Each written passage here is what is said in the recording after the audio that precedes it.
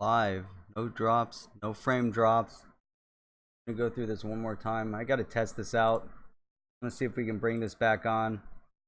Going to go through running a test stream. Something, I'll tell you what, I think Microsoft definitely has something to do with this. Microsoft. Let's see. 50% like this. Never happened before. So I'm really wondering. I'm also wondering if I'm even going up live. I can't even tell if I'm broadcasting at this point. Going live. Dropped frames. 180. Showing me live for the past minute with a 57%. Yeah, I don't know. It's hard to determine here if we're live. If I'm live, you guys are watching, and I'm gonna be on the YouTube here in a second. I'm gonna check it out, although my phone is dying. I'm gonna see if it actually comes up. It actually did come up, and I've got people bouncing into the room. So I am on again. I've got 5 people on, and it looks like we're broadcasting live. So let me see here. I'm trying to get over to my creator studio. I want to see what's going on here. I'm going to run this stream here for the next 10 or 15 minutes to really see if it's where the glitch might be. Not sure if the glitch was OBS or if the glitch is this is live. Yes, live. We are live. Stream health as it pulls in. I'm going into the dashboard, into YouTube dashboard, see what we got over here. But man, the last update with Microsoft, I did it right before I went out of town. That was my last stream, and I think it really screwed shit up. So I don't know what's going on here. Let's see. Well, we got a couple people bouncing in here. Yeah, I don't run much. OBS is definitely a resource hog, but I've got it scaled down. The only thing this computer does is run OBS. So, and you know what? Look at this. Oh, there we go. All right, it looked like I had multiple instances of OBS running. I think right now, though, it seems like it's streaming fairly decently. I don't seem to have much of an issue. So, anyhow, we're going to, let's chat here for a little bit. Let me see here. See who's bouncing in. And here we are. All right. We've got a number of people bouncing in here. So, and there we go. I can't tell. Trying to determine, you know, if I'm getting any kind of lag out. Not any lag. So far it looks pretty good. But hey, did you guys see, I saw an announcement. I'm not sure if any of you guys use DocuSign. If you've ever used DocuSign, if you have DocuSign, but DocuSign has actually been testing blockchain using Ethereum as well as Bitcoin, and I thought that was an interesting article that I read earlier about that. This tab here, people are going to be really confused when they go back to try to watch this, and they realize that just have a bunch of issues, but. So anyhow, yeah, so DocuSign, yeah, Jeff, DocuSign's really cool. I end up using it quite a bit, and there was an article today, and it makes a ton of sense, you know, how they can automate, simplify the contract process.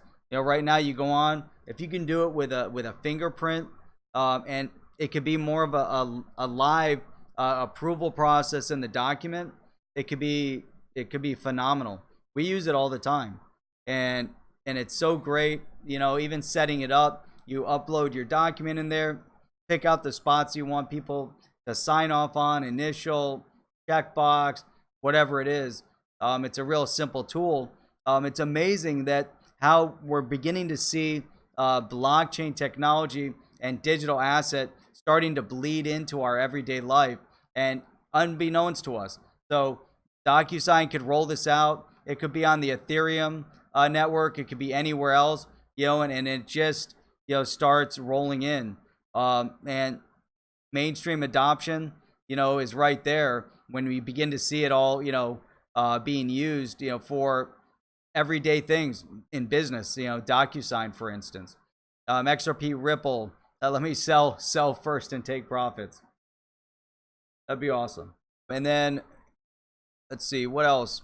What else is new and lively in this space in general? I had a ton of notes. I had a lot of other things that I had planned on talking about. Let me pull something else up here. We can talk a little bit about this. So one of the topics that I created this actually to do the video over the weekend, and then just didn't have time this weekend to get to it. I was at a conference and just wasn't able to break away from that. So that's DocuSign. I like that, Carl.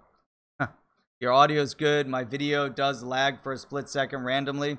That's on purpose. That's the max headroom effect that I got from Chip. So one of the topics that I had wanted to different articles to review that had to do with I see the lag out, to do with the FUD, and to do with other gotta be a simple fix. What's that? Oh, the random lag. Yeah, I'm sure it's there somewhere. Might require replacing this computer. Not really sure, but I have a feeling it definitely has something to do with all the Microsoft updates. Every time Microsoft has an update, screws stuff up. I think now that Microsoft updated, I'm thinking of updating OBS, and I've been avoiding my update on OBS for a while. Gaming crypto, I heard something about Ethereum and XRPL working together. I haven't researched it yet. I haven't heard anything about that. Haven't done any research on that. So SBI live on 7.7 or 7.6 in the US. If that's the case, that would be awesome. Let's see what they're gonna get into. Let's see here. I had this prepared for the other day, and then I kind of put it aside. So this is interesting. Hang on a second. Let me open this up. A wannabe. So this is a wannabe Netflix, and this kills me because this wannabe Netflix. Hang on a minute. How do I open this? Open link. Here we go. Boom. All right. So I got him over here on this other laptop, but so this wannabe Netflix raised $575 million on Ethereum, and then so this is crazy. So there's a lot of FUD in this space. That's why I wanted to talk about that article. So I have an entire episode here, a stream dedicated to the FUD and the fact that we just saw a big run up. And then we're seeing, a retreat on price and sell off, people capturing profits and all of that. And this article, I thought, was really actually make a bad name in the space for others that could really impact what happens at the congressional level if we're looking for regulatory clarity. Hopefully they see through it. But this organization raised $575 million. And then they pitched crypto, and then they decided to ditch crypto. So their whole thing was all about crypto. And so they called it Tata 2, which is the name of this Netflix wannabe. They even launched a coin. It's really a disgusting representation of a company that is, really perpetrating to be a digital asset, blockchain-based company. And they raised money from some very significant sources. So here it says, among the biggest of 2018, that was the biggest ICO launch. And film producer Andrea Lervolnio raising money from royals like Lady Monica Bacardi of the famous liquor family.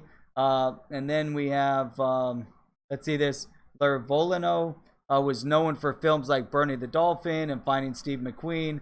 I don't know. So anyhow, so they had this whole idea. They did a big fundraising initiative, big fundraising effort. And then they decided that, you know what, we're no longer into digital asset. That's not really what we're about anymore. We're just really about making you know, being a direct competitor to a Netflix, but really it kind of devolves from there. And here it says they haven't stopped trying to trade. So they have the TTU token. So although they've now announced that they're not in it, you know, they're still trying to trade this digital asset they created. And it was interesting in this article. It said when asked if Tata 2 is a blockchain business, he said not at all. We have one blockchain component. An example of an organization that sold off a digital asset through an ICO and should be deemed a security. I would say this is it. You know, this is the entity. You know, this is definitely a scam. You know, it's definitely the organization that, you know, should definitely be shut down. I mean, there's nothing good about it. I mean, this just shows you all the negative, and this, you know, these guys parading around in Hollywood, you know, wherever they are, you know, zero startup. He says here, describing his future plans for the media startup, which has dramatically diverged from the original white paper in the past 12 months. He added, it's a streaming platform mixed with social media that shares the value with the users. What value are they even sharing? At this point, you know, it is a scam. You know, you can't raise $575 million and then change your entire business model and project it differently than what was projected on the white paper. I mean, that makes absolutely no sense whatsoever. You know, and so, you know, as we enter this phase of a decrease in price points in the digital asset space, we saw a big ramp up, a pullback, all of that.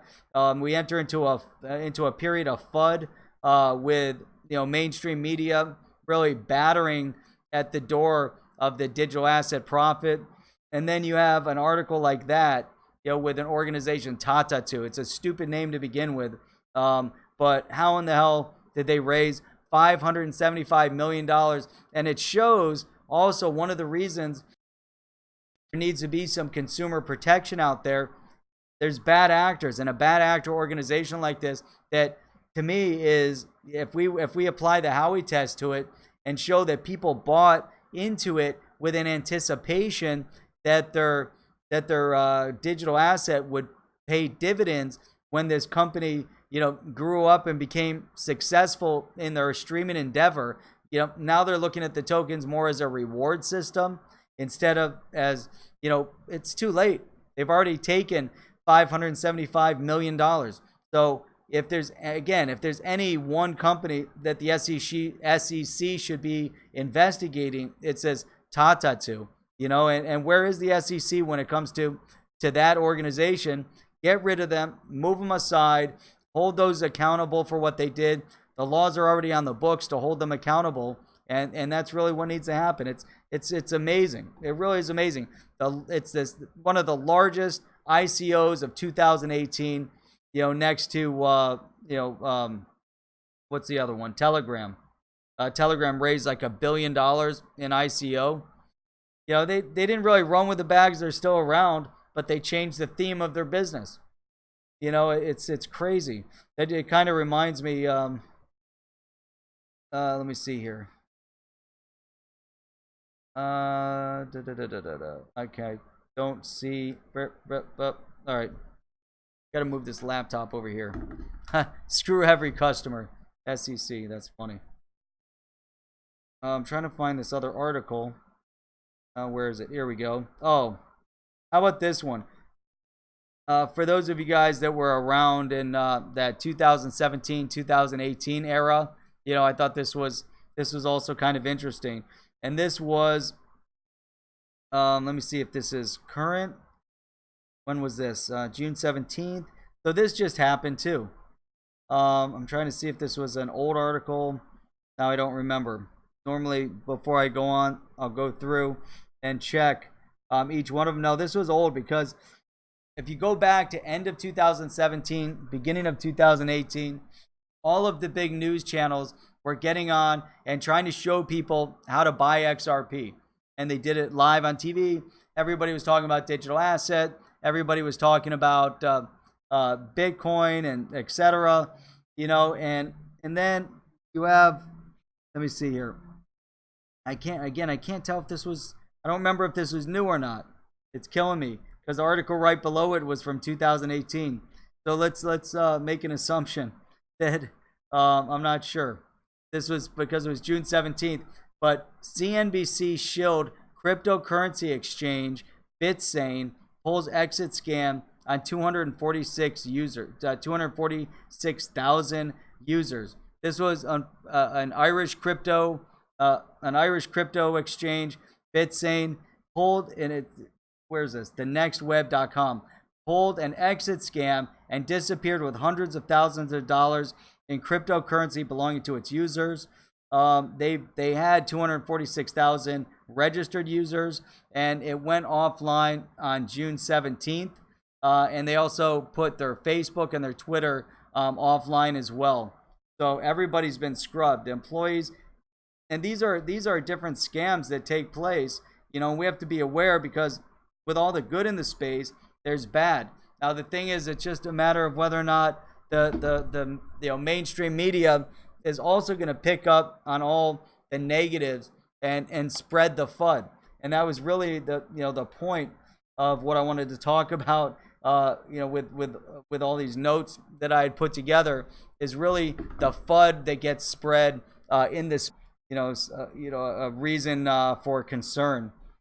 So anyhow, I'll get into some of these other points on the next stream. I'm hoping we'll have things fixed. Also, maybe we'll get DNI on later in the week.